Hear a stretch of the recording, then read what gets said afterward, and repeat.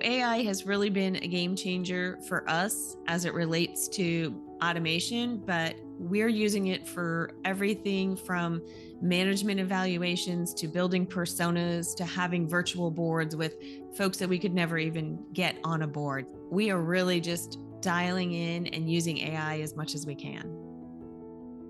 Have you ever thought about how you can leverage AI more strategically to be not just an advisor, but your own board of directors, personas that you might know and use to give you advice? That's what we're going to be talking about today.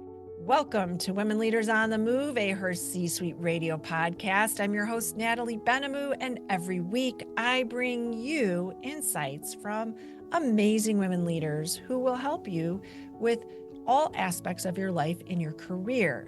And I'm also the founder of HerCsuite, where we are focused on helping women in the second half of your career as a portfolio career company. I hope you'll check it out at HerCsuite.com. What happens when a former Dell exec trades corporate stability for the chaos of helping growth consumer brands win on Amazon? Well, that's what I'm going to be talking about with my guest, Carolyn Lowe. She is also the CEO of ROI Swift, and she is the author of Business Growth, Do's and Absolute Don'ts. We are going to talk about the things that you should be doing and not doing. Let's get started with this conversation now. Carolyn, I'm so excited to welcome you to Women Leaders on the Move today. Thanks for being on the show.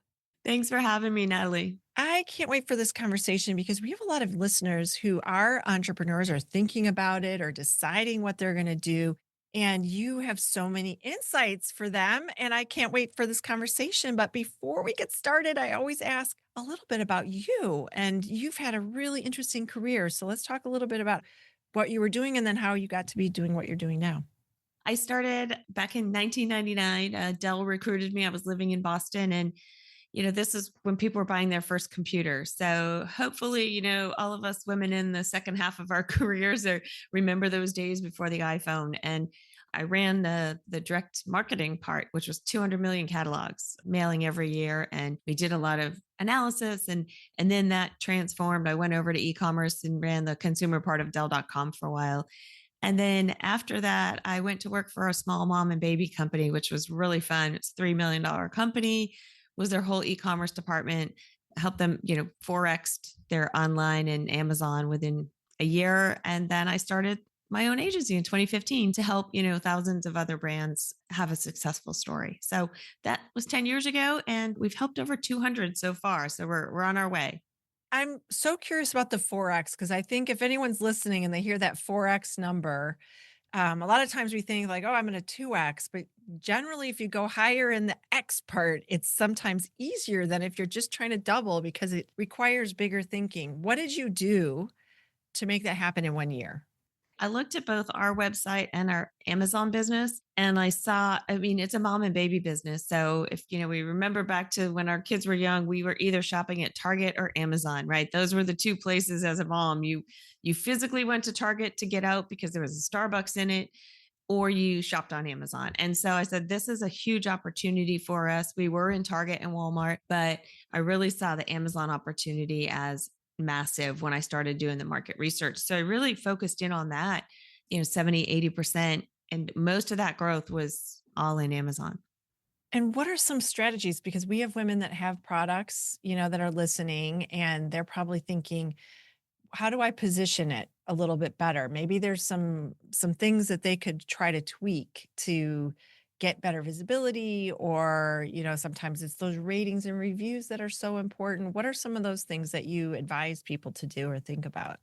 It's a great question. So the first thing we do whenever someone comes to us is we look at how big the market is. So there's tools out there that you can use that tells you how many searches a month there are for Amazon, right? So Amazon is largely search volume based. So we see anything from, someone who has a really small category might only have 10,000 searches a month for their product. That's not a good fit, right? It's hard to build a market on Amazon. But if you have we have another one that has 360,000 searches a month for their product. So first know, what's your available market, just like any business, right? When you're, say, a shoe brand, you want to know how big is your market. So know how big your market is. And then, we talked about this a little bit before, is like, entrepreneurs a lot of times, like, they don't know their numbers. We worked with a citrus based cleaning company. So think like, 409, but citrus based and not full of chemicals. Amazing company. They did $30 million off of Amazon, and they had this $30,000 a month Amazon business that was losing money. I said, actually, if you stopped selling, you would make more money. So we basically had them make bigger sizes, make things that are optimized for the lowest amount of fees and shipping costs and all of that. And so really, like, understand your market and know your numbers. And then that way you can be profitable. Cause, like, as life's too short to do unprofitable activities. It sure is. And you wrote a book that really guides people, business growth do's and don'ts, absolute don'ts, I should say. And you give a lot of examples in the book. What are some of the things that you think in today's market? Because you wrote it, and it's crazy to think when you wrote it, and it was 2021, I think, is when it came out. Hmm. And now everything is changing every day. And so, what are some of the things in that book that are still applicable? Because some of the things about customer service and your values don't change. So, what are some of those things that you're continue to do regardless of what's happening in the world? It honestly comes down to the team. When I was at Dell, we had an amazing, amazing team. I'm still in touch with a lot of these people 25 years later. I think one of my biggest learnings was we've let toxic people stay in our organization too long. And by really doing those quarterly people evaluations, like, we use EOS and Traction. And so we are very big fans of, hey, is this person an A player, or are they a B player that can get to an A player, or are they just a toxic individual? And we've done some things where just we've left people in positions for too long, and it destroys your culture. And it's almost like ripping the band-aid. As soon as that toxic person is gone, your culture comes back.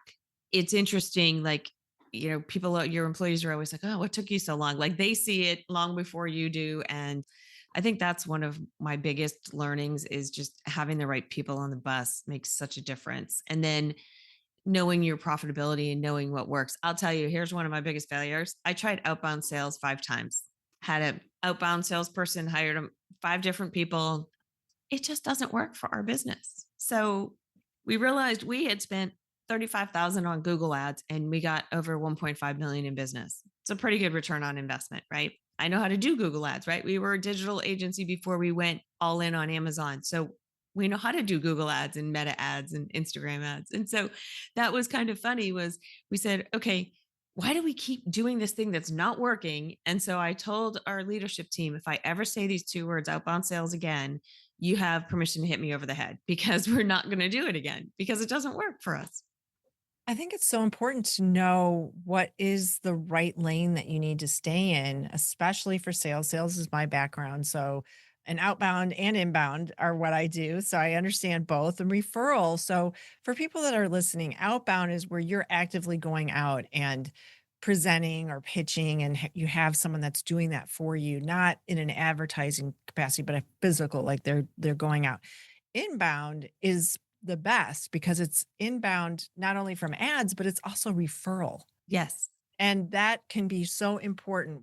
What are some things that people can think about when they're starting out? I think it's really important to lay those groundwork of connections and the partnerships. What are some things that you've seen that have really been effective in that area? So we sort of have a flywheel, and we say, okay, if we exceed our brand partners' expectations. So literally, we work with this men's shorts brand, and they're part of a portfolio company. And the CEO called me 2 days ago and said, "Hey, our other division was blown away by what we're doing on Amazon. Would you talk to them too?" So that's what we love, is the flywheel of do amazing work. You get unlimited referrals, life becomes easy, right? But you can't always count on them. So you sort of want a repeatable strategy. So first thing we try and do is we try and exceed customer expectations and brand partners. Because if you do that, they're happy, they tell their friends, etc. We try and be results driven and responsive, and we only hire experts. So those are our uniques. And it's sort of a breath of fresh air for people. We basically said, you need to double your forecast. And they said, what?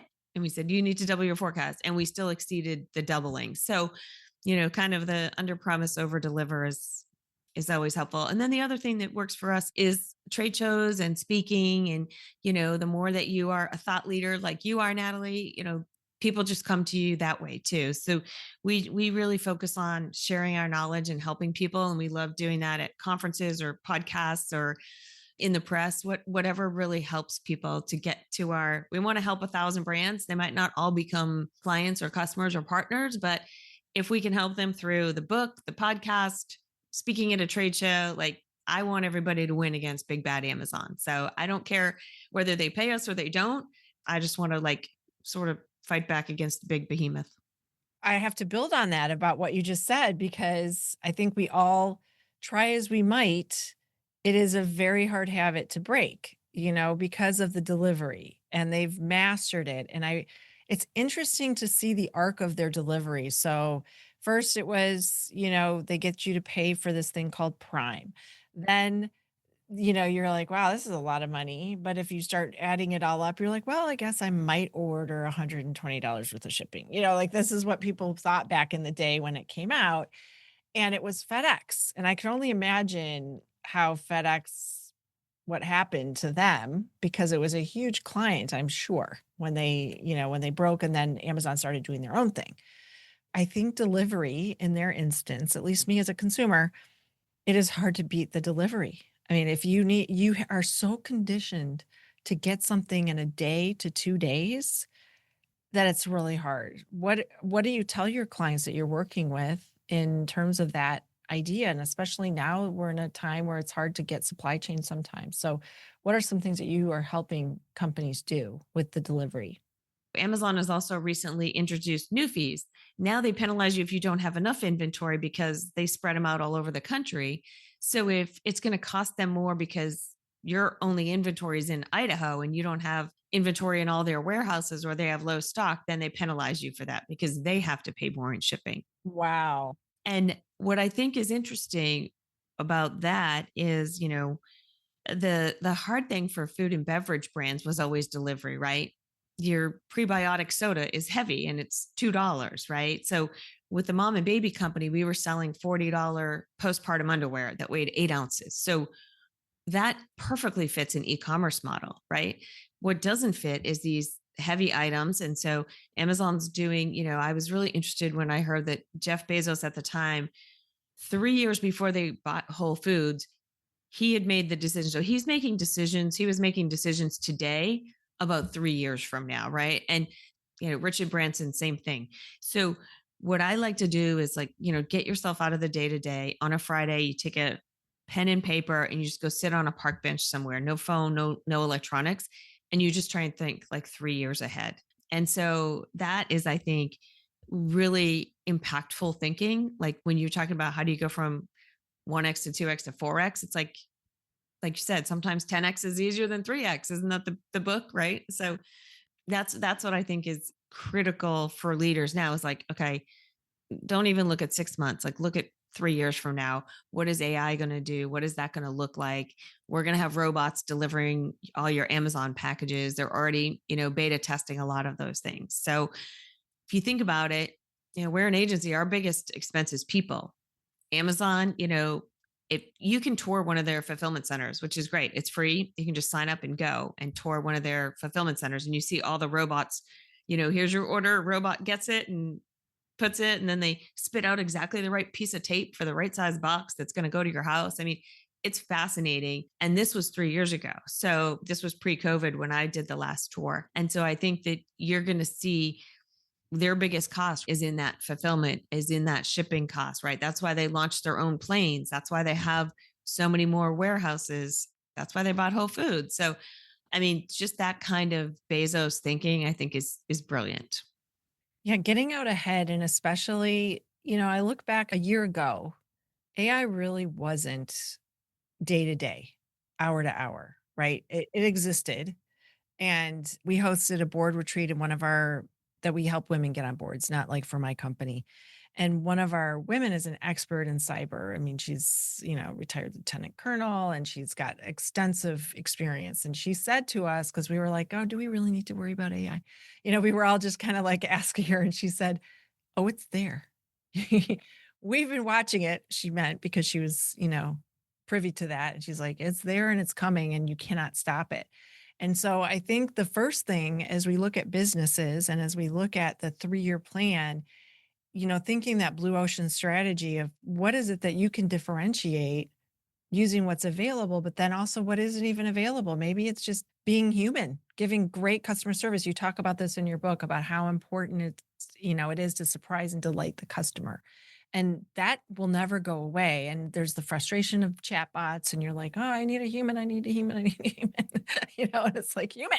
You're like yelling at this like non-responsive, badly programmed thing, but eventually it'll get better. So as you're thinking about the 3 years and you think about how fast the example I just gave, which is like, oh my gosh, things change so fast.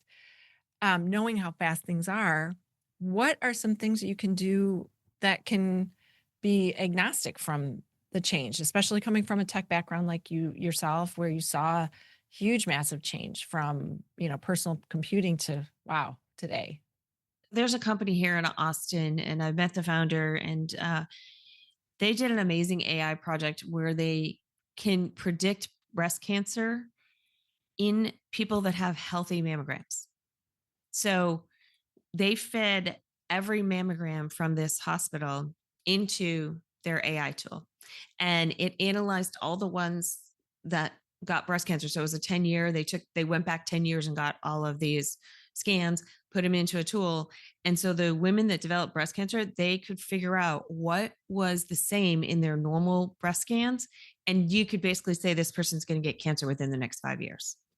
So that to me is mind blowing. Like that would have taken a human, years to analyze, and they wouldn't even think to do that. And so, the hospital came to this company and said, hey, listen, can you figure out what the commonality is with the people that didn't get breast cancer and the people that did? And sure enough, there was, sort of, they looked at all the normal breast scans and they were like, this is what they all have in common in the women that got breast cancer. And I was like, that is life changing. I'm like so glad that these AI people exist. For us, I build personas.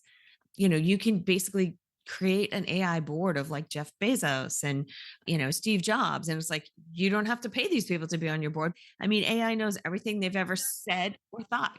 I have never thought of that, of making your own board of directors with these people that are like alive or not, like I love it. Yes, it has all of their history. So, and a lot of people will do this if they're VC funded or PE backed, they will create board personas of everyone on their board. And so when they go, and then you can upload your quarterly investor deck and have them read it as if they're that person, right? And they'll tell you exactly where this person's going to get hung up. And and so I've got a lot of friends who have boards. I don't have a board, but I'm the sole owner. But they've created this, and they're like, that was the best board meeting ever. This one person used to nitpick on this, and when you ran it through the AI board personas, it told you everything that they were going to get hung up on, and you fixed it. And so it's like having a brilliant advisor who knows everything. I am going to use this. So I host a bi-monthly board mastermind with Naomi Kent, who's my partner in that. We just had one this morning and we do case studies. And I think this would be such a good case study. I'm so excited. I cannot wait. You've given me so many good ideas. And even for our business, when you're thinking about, I use AI all the time, but I had never, and I'm always trying to talk to it about strategy, and I've got my voice and I've trained my chat and I have the paid chat, but I've never thought about it from that idea of like, hey, let's have this person, Sarah Blakely, who I love, let's have Sarah Blakely take a look at my business and tell me where I could go from here to 10x or 4x or whatever, the things are that you're talking about. That's so great. I've had it build trade show lists for me. And these are it's all about the prompt. And so most people use a really short prompt, but I like to use sort of longer prompts and then ask me, 3 questions one at a time. By you doing that, it really sort of gets down to the granular level versus just like, a lot of people will do like, tell me about this. I just recently had it analyze my management style. And it asked me, and the prompt that I did, I actually got it from Jeff Woods, who's a great AI. He's got a great book on AI driven leadership. And he came and talked to our entrepreneurs organization chapter, our EO chapter in Austin. And it was fantastic. And I took this prompt and it basically scored me 1 through 5 based on how I answered all these series of questions and what I could do differently and how I could be a better leader. I was blown away, Natalie. It was amazing.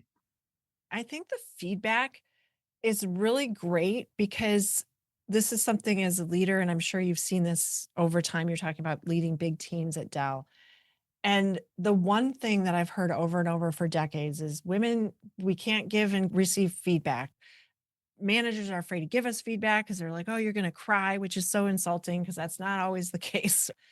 But if you could like prep it, and so you're like giving yourself feedback and you can absorb the feedback in the privacy of your moment, be like, okay, I'm ready now. Now let's take it and do something with it instead of waiting. I think the worst thing is like you're waiting for that feedback. You're waiting for your one-on-ones. What if people were proactively going in and saying, hey, I think I could use some help in this area. This seems to be an area in your one-on-one, instead of like the receiving end, it's like proactive.